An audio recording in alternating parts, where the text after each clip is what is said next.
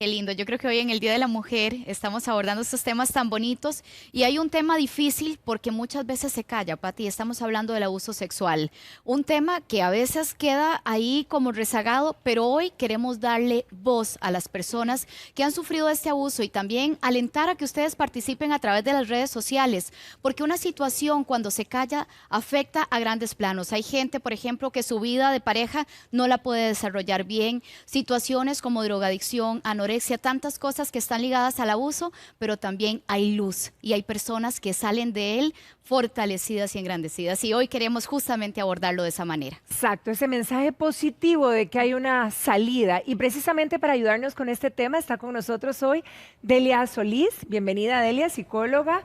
También está con nosotros Laura Sisa de la Fundación Rahab. Mucho gusto. Laura, muy buenos días. Buenos días. De la Fundación Rahab, Rahab. así es como se pronuncia. Y Ibis Valdés. Ibis, muy buenos días también, bienvenida. Ella participó en la presentación de los Oscars. ¿Recuerdan ese momento tan emotivo donde Lady Gaga canta un tema, verdad? Y ese montón de mujeres hermosas que exponen, y lo que ahí se manda precisamente es ese mensaje contra realmente todas las víctimas de abuso sexual. Pero bueno, vamos a iniciar esta mañana y este tema con nuestra compañera Helen Solano, que está acompañada del primer caso para arrancar con toda la fuerza y energía. Helen, adelante. Gracias, Patricia, muy buenos días. Hoy vamos a conocer la historia de Vanessa. Ella precisamente fue abusada por uno de los amigos de sus familiares. Cuéntenos un poquito su historia. Buenos días. Bueno, mi historia es que nosotros somos de campo y en realidad éramos muy unidos. Todos era un grupo de amigos muy unidos, éramos muy chicos y él entró a mi casa y prácticamente abusó de mí en el baño de mi casa.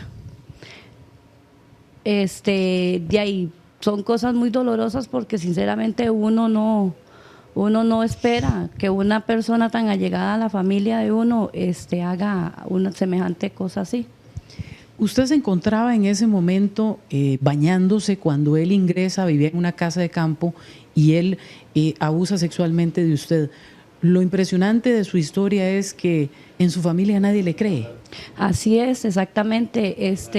Nosotros, ya y al ser abusada, yo, como él me amenazó de que iba a hacerme algo más grave de lo que ya me había hecho, entonces yo callé y después de que ya se me quedé embarazada en ese abuso, cuando ya se salió a lulo del embarazo y yo ya tuve que hablar qué fue lo que pasó, nadie me quiso creer y más bien mi familia me dio la espalda.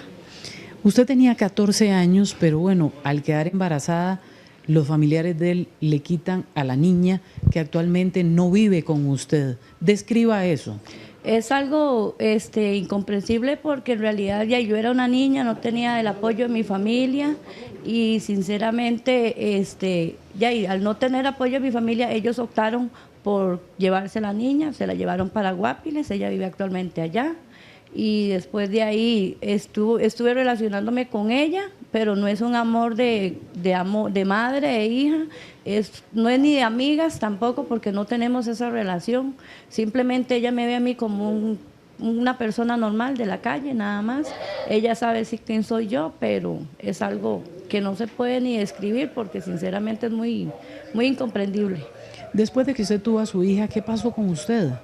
Me puse a trabajar en un bar porque ahí tenía que salir adelante y empecé a tratar de llevar la situación al día con el diario vivir y sinceramente al día de hoy, a pesar de que superé, digamos, la etapa de la relación sexual, por decirlo así, porque ahora actualmente soy madre de 3 hijos, ¿Qué le dijo sus hermanas? ¿Qué le decía su papá o su mamá cuando le pasó el hecho a usted? No, ellos dicen que ellos decían en el momento que era algo muy incomprendible porque nosotros éramos muy fogosos, éramos chiquillos de campo y por lo general nos íbamos para el río y cosas así, pero siempre no con la malicia. Y ellos decían que tal vez fue que que era algo que, como decía la persona esta, que fue porque yo quise y en realidad no fue así. O sea, su familia no la apoya en el momento, le echaban casi la culpa a usted. Exactamente, prácticamente ellos me echaban la culpa y decían que tal vez como él era una persona muy adulta y muy seria y tal vez no esperaban eso de esa persona y al ser uno un chiquillo por lo general, entonces obviamente van a pensar que el adulto era el que tenía la razón y no quisieron creer. Bueno, la veo a usted muy conmovida, llorando. ¿Cómo le ha repercutido esto en su vida? Vieras que es doloroso, porque te digo, no tengo relación con ella. Con ella no tenemos ninguna relación. Ella simplemente una más de la vida, digámosle así, una persona más de la vida. Al igual yo con ella, no es un sentimiento de madre que nace, que a pesar de una violación, no es un sentimiento de madre que uno dice, bueno, voy a superarlo con mi hija. Apoyo a mi hija, me apoya y no, la relación no es así.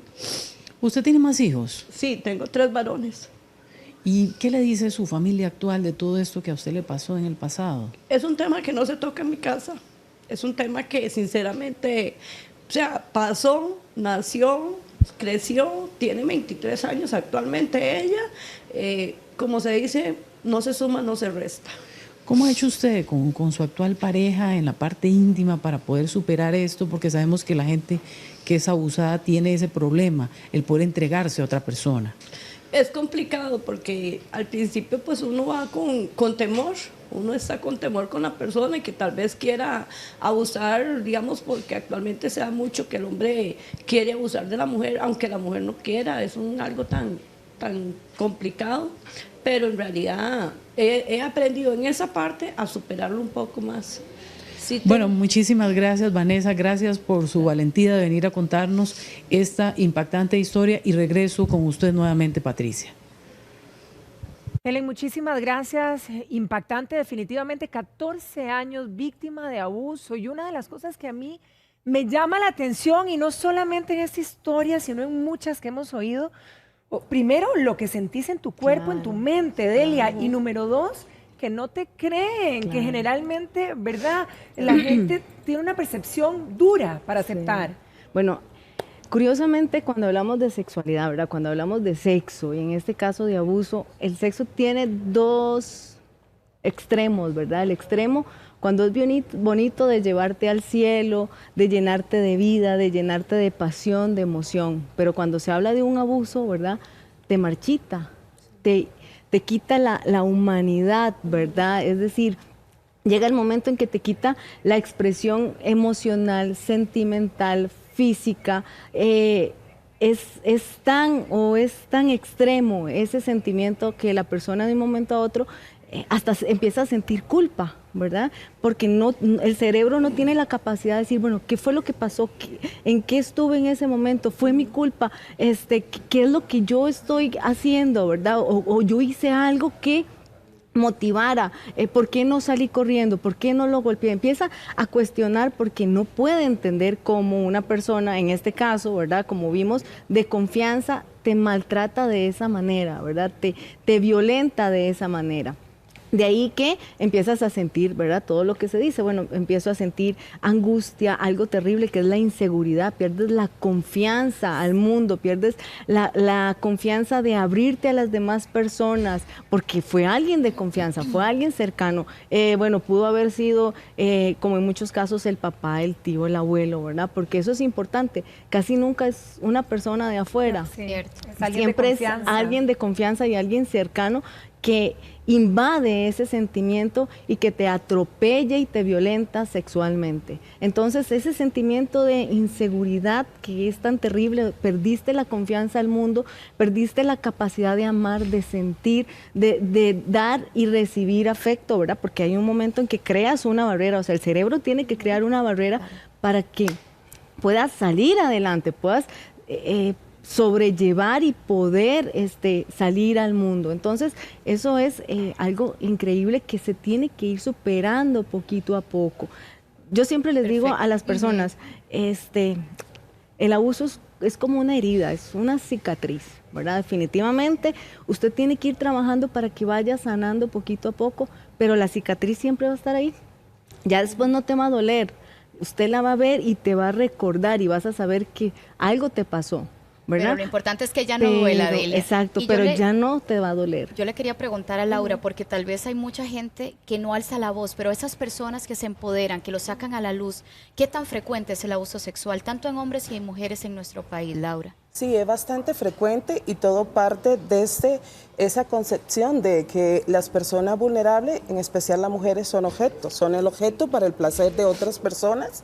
Entonces, partiendo de esa concepción, se cree que se puede utilizar a las niñas, las mujeres, al antojo de esas personas que quieren complacer su fantasía.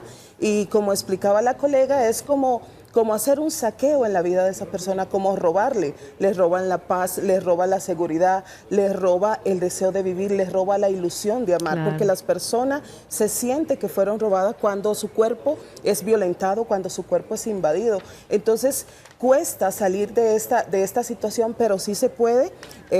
Estaba el tema, como decía, el testimonio de las personas que no creen. Hay muchas personas que no creen o empiezan a señalar o a culpabilizar a la víctima de que provocaron el abuso o de por qué no se defendió. Y entonces todas estas cosas lo que añade es más sentimiento de vergüenza y de culpa sobre el sentimiento de haber sido robada, de haber sido ultrajada, y esto deja a las personas en un estado de indefensión y luego pasan toda su vida tratando de ver cómo superan esta condición. Bien, aquí tenemos a Ibis Valdés, como les comentaba anteriormente. Ella es una cubana que reside aquí en Costa Rica. Y como les dije, ella estuvo en la entrega de los premios Oscar, una noche que realmente Lady Gaga sorprendió al mundo entero cuando confesó el hecho de que haber sido víctima de abuso sexual. Y en el tema que interpretó fue acompañada de muchísimas personas que salieron adelante, que también fueron víctimas de este abuso. Así que vamos a ver esta historia.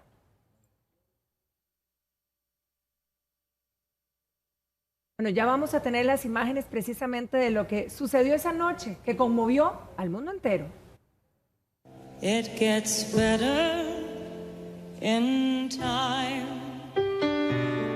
You say to pull myself together. Fue en la entrega de los premios Oscar que Lady Gaga rompió el silencio y contó públicamente que ella fue abusada sexualmente. Fue hasta ese momento que su abuela y su tía se enteraron de la noticia y la llamaron para felicitarla y externarle su apoyo y cariño ante tan conmovedor testimonio. Mi abuela y mi tía Cherry, ambas me llamaron al día siguiente de los Oscar porque nunca le dije que era una sobreviviente. Me daba vergüenza, estaba demasiado asustada y me costó un tiempo admitirlo, incluso a mí misma porque soy católica y sabía que era malo. Pensé que era mi culpa. Lady Gaga, la reina del pop, interpretó esta canción con la banda de sonido Hunting Rope sobre el abuso sexual que sufrieron 1 de cada 5 universitarias en los Estados Unidos. La cantante salió acompañada con varios jóvenes que han sido víctimas de acoso, entre ellas Ibis Valdés, cubana quien vive en Costa Rica y quien fuera abusada por su novio en la universidad.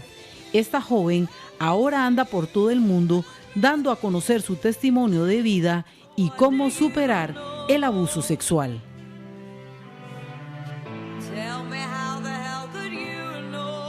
Una de cada 5 universitarias. Impresionantes las cifras, impresionantes las cifras, pero Claro. Ibis, ahí te veíamos una mujer empoderada, linda, brillando, pero ¿qué le pasa a Ibis? ¿Cuál es tu testimonio, Ibis, para que nos comentes? Pues sí, o sea, yo soy cubano-americana de Miami y pues fui a estudiar, a sacar mi bachillerato en Boston. O sea, una ciudad increíble, muy enfocada, o sea, en los estudiantes, muy estudiantil. A mí me entusiasmaba tanto la idea de estar rodeada de tantas mentes brillantes, gente que sí toma en serio su preparación académica. Entonces, mi primer año, el primer semestre, me ingresé como a la organización de estudiantes latinos. Ahí es donde conocí a mi exnovio, pues obviamente también latino de origen colombiano. Empezamos a salir como en diciembre, enero. Después él me pidió que fuese su novia, tipo alrededor de mi cumpleaños, que es el día de hoy. ¡Ay, felicidades! Muchas gracias. ¡Qué linda! Desconocíamos que estabas de cumpleaños. Sí. Y entonces como a finales de marzo ya, o sea, éramos novio y novia. Ya habíamos salido un par de veces, a fiestas con otros estudiantes también, muchos latinos igual.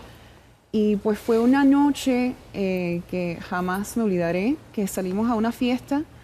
Pues obviamente en Estados Unidos uno no es mayor de edad hasta los 21 años. Entonces para poder, o sea, salir a beber y a fiestar y todo, hicimos fiestas como en la casa de amigos, donde los mayores compraban, o sea, las bebidas y nosotros los menores esperamos. Consumían, sí. Sí, pero lo que me extrañaba a mí es que ya habíamos salido un par de veces a esas fiestas, o sea, yo me quedaba con él en su dormitorio sin que pasara nada. Sobre todo pensé que ya teníamos esa confianza y éramos novios, novia, entonces ya pensé que no corría más ese riesgo de ser, o sea, acosada o asaltada, ¿verdad? Pero fue una noche, sí, donde él, o sea, como que me demostró una agresividad muy inusual. O sea, me manoseaba de una manera bien tosca, me volteaba, o sea, varias veces, intentó de quitarme, o sea, varias veces el ajustador, el brasier, los pantalones también. O sea, yo todavía en esa época era virgen, ni siquiera habíamos hablado de la cuestión de, o sea, del sexo, ni mucho menos la penetración. Entonces como que fue un shock para mí tener que asimilar de que, o sea, estaba abusando de mí. Y llegó al punto donde casi me iba a violar. O sea, si no con su miembro, entonces con sus manos. Estaba con su mano, o sea, así en mi región, ya casi al punto de penetrarme con sus dedos. Y yo tuve que poner toda mi fuerza en sacar su mano de mi región, o sea, íntima, ¿verdad? Y yo me quedé, o sea, es como si estás cruzando la calle. No te atropella el carro, pero casi. ¿Sabes? O sea, entonces, aunque no te pasó como nada en sí, todavía quedas como con esa inseguridad, con esa ansiedad, como que casi me pasó algo. O sea, uno se salva apenas por un pelo. Entonces me quedé con esa inseguridad, o sea, toda esa noche, todo el día después, o sea, yo no sabía qué pensar. Yo como, o sea, ¿qué pasó? Entonces yo tomé la decisión, o sea, yo ni siquiera en ese momento decidía reportarlo, o sea, eso ni siquiera era una opción en mi mente. Yo simplemente quería hablar con él porque, o sea, siempre dicen que siempre hay dos lados a una historia, entonces quería escuchar su lado, o sea, a ver si me podía decir por qué esa agresividad, porque él me decía cosas como que, o sea, ya, tranquila, tranquila, quiero darte placer, eres como una rosa bella lista para cortar. Eso jamás se me va a olvidar, o sea, como que no le importaba si quería o no quería, o sea, entonces sí, en el centro estudiantil, o sea, un lugar así como medio público, pero los dos, o sea, solos, yo de la manera más diplomática posible, me senté con él y le expliqué, o sea, que las mujeres físicamente, por naturaleza, somos más como sensitivas, más sensibles que los hombres, más delicadas, que yo sentí que fuiste demasiado agresivo esa noche, o sea, ¿qué pasó? Y él en ningún momento demostró nada, o sea, nada de arrepentimiento, ni que me entendía, o sea, simplemente como con la cara tiesa, como escuchando mis palabras, pero no sintiendo, o sea, la emoción detrás de lo que él estaba explicando. Y al final, cuando le tocaba a él responderme, simplemente me dijo, bueno, tú sabes cómo dicen, cuando las chicas dicen que no, realmente significa que sí. Y con eso, esa frase, porque la hemos oído tanto. Claro. ¿Qué pasa? Porque ahora Ivy dice, era mi novio, le tenía confianza. Claro. Y eso pasa con muchas muchachas y con muchas señoras también, donde tenés confianza. En una relación de pareja. ¿Cómo reaccionar? Bueno, tenemos que recordar que aquí en Costa Rica, hasta hace 15 años, más o menos aproximadamente, era permitido que el esposo abusara de la esposa. ¿Verdad? Igual en Estados Unidos también, sí. exactamente, Sí, porque también. si él llegaba a la casa y tenía necesidad, o sea, era la obligación de la mujer satisfacer. Porque era su Quisieras, propiedad. exactamente, porque era una propiedad, que es básicamente el pensamiento masculino, ¿verdad? Eres una propiedad. Y eso pasa en la mayoría de los casos. Cuando hablamos con las adolescentes, la adolescente no sabía, no tenía pensado, no se imaginaba que iba a pasar algo esa noche porque iba con su pareja, ¿verdad? Y uno no lo piensa, desafortunadamente uno nunca cree que le puede pasar a uno. y uno nunca se prepara para ese movimiento. Por eso es lo que Ibis dice, o sea, uno queda paralizado, no sabe qué hacer, no sabe cómo reaccionar, si salir corriendo, si golpear, o sea, sufres una parálisis emocional porque una persona a la que usted estima, quiere, te gusta, ¿verdad? Te sientes bien con esa persona, porque antes de eso pasaron momentos bonitos, agradables, disfrutaste y de un momento a otro, o sea, te resulta tan violento, te desubica, ¿verdad? Y entonces no sabes cómo reaccionar en ese momento. Pero es muy frecuente y sobre todo en la población adolescente. Impresionante. Y me impresiona también, quisiera escuchar, Laura, en el caso de ustedes como fundación, reciben víctimas. ¿Cómo llega una víctima? ¿Qué expresa la víctima? ¿Cómo se siente? Porque incluso me sorprende Lady Gaga que decía, yo me sentía culpable, me sentía avergonzada, yo no quería decirlo. Siempre. ¿Cómo romper con ese silencio? Ese es el sentimiento. El 100% de la población que nosotros atendemos fueron víctimas de abuso sexual, casi siempre en el seno de la familia. El abuso se da mayormente a nivel intrafamiliar y esas mujeres llegan, como definíamos al principio, con esa inseguridad, con esa desesperanza, con esos sentimientos de culpa, porque siempre la señalaron, que ellas provocaron o que estaban en el lugar no indicado y que son culpables de lo que pasó. Y esta situación de abuso la lleva a tomar decisiones y a desarrollar una sexualidad inadecuada. Muchas de ellas ingresan a lo que es la explotación sexual comercial o a sentirse con esa desvalorización, que piensan que son un objeto y que siempre están para darle placer a otro y no desarrollan, no viven su sexualidad de manera integral, sino que se perciben y se sienten como un objeto. Entonces, el programa busca, a través de una atención integral, pues que estas mujeres recobren su dignidad de persona, que recobren su valor de persona, que aprendan a sentirse, ¿verdad?, amada, a sentirse que son una persona con valor, que tienen habilidades, que se pueden potenciar y que de verdad pueden desarrollarse como mujer, como profesionales, como madre, y que no solamente en el ámbito de la sexualidad, y una sexualidad traumatizada, una sexualidad que es dañina para ella. Muchas, de hecho, han terminado con diferentes situaciones de salud a nivel de la sexualidad, porque se da ese desenfreno y casi siempre pasa, como decía la colega, en la adolescencia o en la infancia. Entonces, no está desarrollada su identidad, su sexualidad, y esto provoca, pues, que aunque sean mujeres adultas, siguen con una sexualidad totalmente rezagada, totalmente distorsionada, reprimida, porque no tuvieron esa libertad de desarrollarse de manera saludable. Perfecto. Y Laura, justamente para seguir conociendo este problema, que estamos buscándole soluciones en esta mañana. Helen viene a continuación con un caso más. Gracias, Verónica. Y ahora vamos con la historia de María. Ella tuvo 2 abusos, uno primero a los 5 años y otro a los 14. Cuéntenos primero qué le pasó de niña. Bueno, sí, hola. Bueno, en mi casa era una casa, bueno, bastante. Mi papá era diplomático, teníamos bastante dinero, pero lastimosamente, bueno, mi hermana había muerto, había habido este accidente y mi mamá no estaba muy presente en la casa, entonces habían varias personas de servicio y a mí me pusieron una niñera. Entonces, esta niñera fue la que por muchos años creo que sí, me violaba, abusaba sexualmente de mí. Usted me cuenta que, bueno, luego a los 14 años sufre otra traumática experiencia. Sí, lastimosamente desde pequeñita yo, bueno, incluso a raíz de todo eso, ¿verdad? Uno empieza a involucrar a las amiguitas de uno porque la empleada me ponía a acostarme con mis amigas también pequeñitas. ¿Usted cuántos años tenía? En ese tiempo tenía 5, 6, 7 años, entonces siempre me volví bastante promiscua, incluso me lastimaba mucho a los perros y bueno, a raíz de todo esto las relaciones en el colegio eran, pues uno aprende a relacionarse por medio de sexo porque es normal, es lo que uno aprendió desde pequeñito. Entonces este segundo abuso fue porque quedé embarazada y mis papás me obligaron a abortar. Entonces ¿por qué sus papás la obligan a abortar a usted?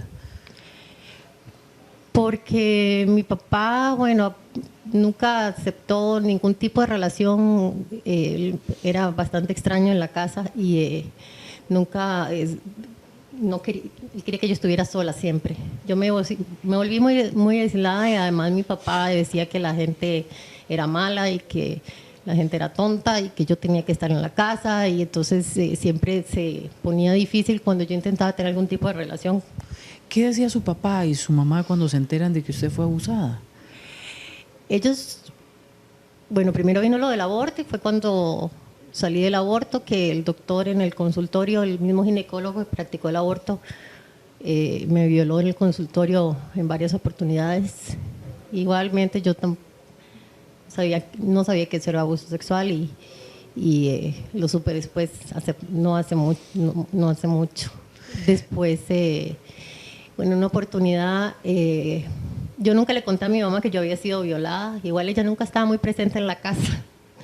Era una casa muy grande y no sé, por alguna razón no la recuerdo en toda mi infancia.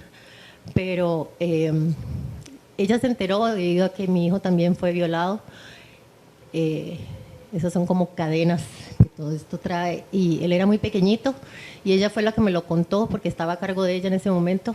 Él fue abusado sexualmente la primera vez muy pequeño. Y yo la confronté a ella porque ella, en verdad, lo dijo muy, no sé, fue muy sarcástico como me lo contó lo que había sucedido. Y yo la confronté y le dije lo que a mí me había pasado pequeñita, pero la reacción de ella fue burlarse y ser sarcástica y decir que yo estaba loca. Bueno, muchas gracias a María por haber venido esta mañana, y regreso, compañero, nuevamente con ustedes.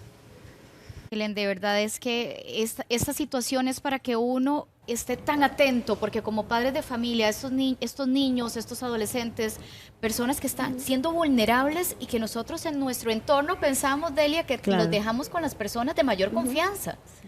¿Cómo saber que realmente están bien, o cómo darle a ellos herramientas para que alcen la voz si algo no está bien? Bueno, ahí es importante dos cosas. Una, con quién estamos dejando a los niños, como decías, ¿verdad? O sea, qué es lo que está pasando. Y la otra es la forma en que le están enseñando a expresar afecto y cariño, porque el niño decía, me siento con cariño y con afecto, ¿verdad? Por ahí también hay una forma que es el masaje infantil, ¿verdad? El masaje infantil ayuda, le da al niño o le enseña al niño otra forma de recibir y de sentir afecto. Que es importante que los padres puedan enseñarle a sus hijos esa forma de recibir. Primero, en el masaje infantil es importante y fundamental, es más agradable porque al niño se le enseña las manos. El papá le dice al hijo, mi amor, ¿me das permiso de acariciarte? Y esto es importante. Le enseña al niño y le dice, ¿me das permiso de acariciarte? Y le enseña cuál es la caricia adecuada. Le dice y le expresa a través del masaje que no necesita, para dar afecto, tocar los genitales, las partes íntimas, no necesita acariciar la vagina. Y lo más importante, que la forma de recibir el afecto, ¿verdad?, es diferente a la de un abuso. Y también se le dice al niño, recuerda que si papá y mamá te pide permiso para tocar tu cuerpo, ¿verdad? Porque tu cuerpo, solo usted puede decidir quién lo toca. Eso le enseña al niño, bueno, que si un tío, un abuelo, un vecino quiere tocarme, hay algo que es diferente, ¿verdad? Hay algo que es extraño. Aparte de que le está enseñando que la caricia es diferente, ¿verdad? Porque en el caso del masaje infantil, permíteme la mano, en el caso del masaje se toca las extremidades.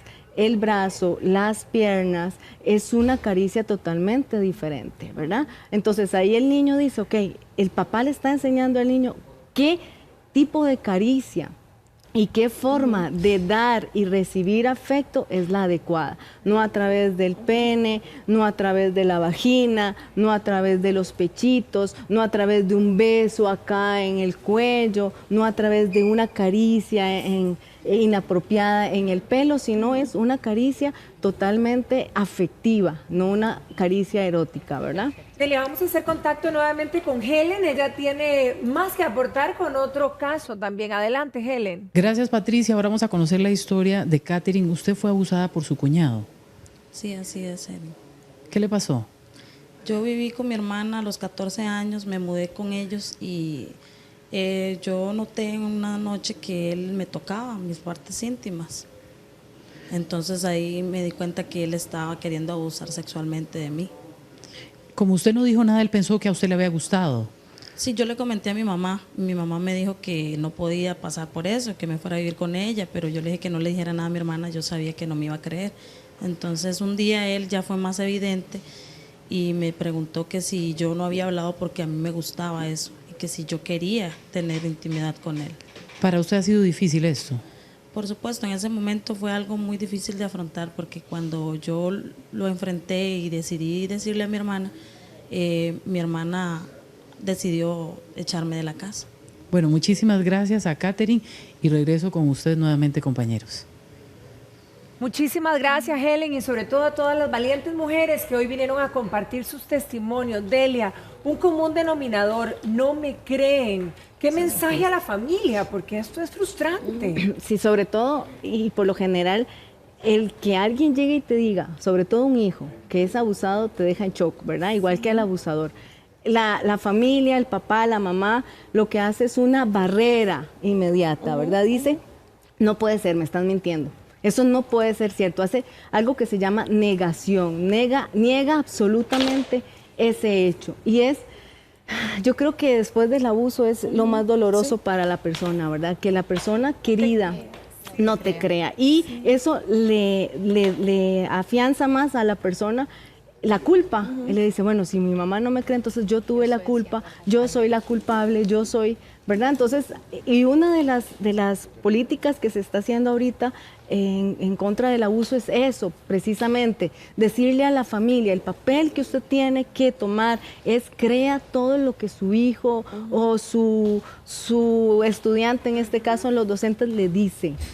¿Verdad? Créalo, tómelo en cuenta, investigue. Si usted tiene una duda, investigue, ponga atención, inmediatamente denúncielo para que un especialista venga y aborde. Pero ese es el papel de la familia. Claro. Uno como papá, como mamá, tiene que entender que el único apoyo que tienen los niños es la familia, ¿verdad? Y no le podemos dar la espalda. Desafortunadamente es el común denominador, como decías. Las familias, por lo general, niegan el abuso en primera instancia y entonces victimiza, o sea, se revictimiza a la persona. Claro. En cuanto al abuso. Y la consecuencia es mucho mayor. Podría hablar un poquito de por qué la familia actúa en esta situación. Muchas veces el abusador es el proveedor de la casa. Claro. Entonces prefieren que continúe la situación de abuso a dejar de estar recibiendo quien mantiene esa casa. Muchas veces dejan la responsabilidad de sus hijos porque muchas familias están generándose y creciendo sin planificación. Entonces dejan la responsabilidad de la crianza en otras personas porque también hay que enfrentar un proceso. Si creo la historia, hay que denunciar, hay que llevar un proceso. Sí. Entonces eso implica otras situaciones. Claro, socialmente también, sí. Muchísimas gracias. Agradecemos, Ibis, esta participación. Laura, muchísimas gracias. Y Sonia, y gracias también por este mensaje de esperanza, ¿verdad? Gracias. Y de alzar la voz, como decíamos desde el principio. Y llamar a la denuncia. Bien, así es. Llamar a la denuncia. Continuamos con Douglas.